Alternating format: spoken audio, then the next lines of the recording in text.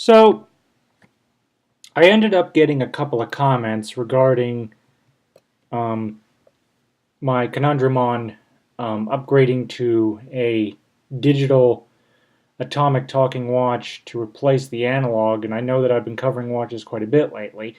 One of the comments I've been getting from people is, why even wear a watch these days when your cell phone can tell you the time? You got your iPod and all sorts of other gizmos and gadgets. You don't need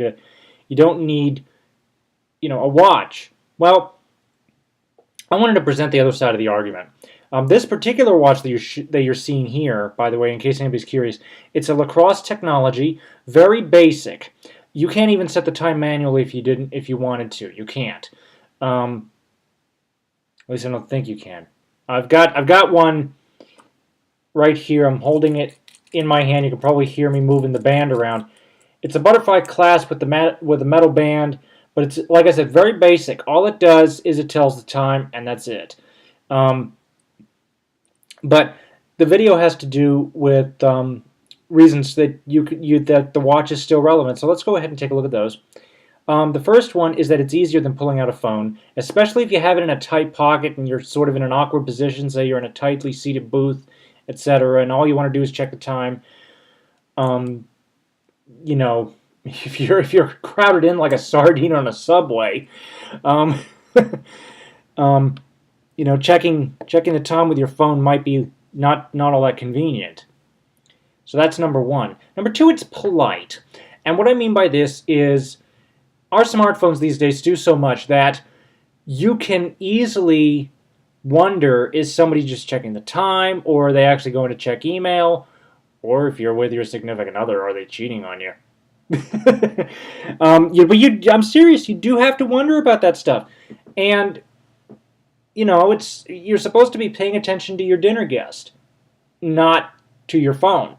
So, this is another really important time, I think, when wearing a watch really would help. The battery lasts longer. This particular Atomic, the one that I'm showing you here, has about battery life of about 2 or 3 years, and I know a lot of people would say you could just pick up and put down, spare batteries, but having to remember to plug it in and keep up with your battery life, etc., etc. I don't know. Like I said, whereas with a conventional, I've got the Science Museum Global Talking Atomic that I have. That battery's about gone, but it's lasted for 4 years. So the watch itself lasts longer. I've got a video up on a retro talking watch from Radio Shack. In fact, I'll show that to you right now for those of you who have not seen it. This one. Although I will say, cosmetically speaking, mine's in a lot better shape than this. There's no missing items on the LCD screen. But I recently put a brand new battery in, and it's it works just fine.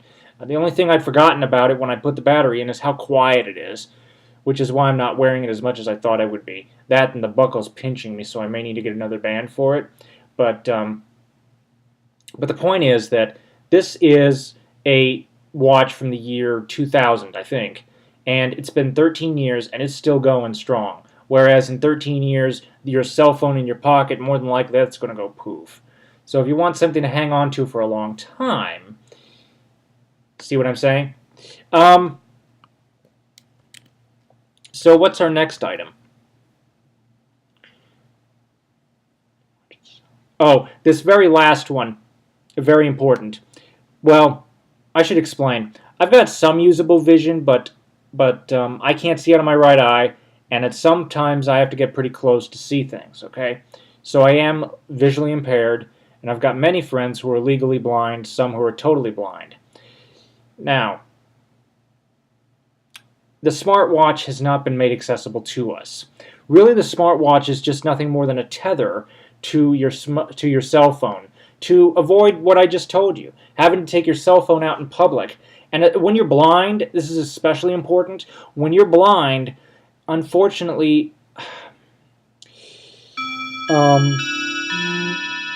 you can often end up being a target for thievery or other bad stuff to happen mainly because you don't know what's going to happen. Somebody could sneak up on you and you'd never know it.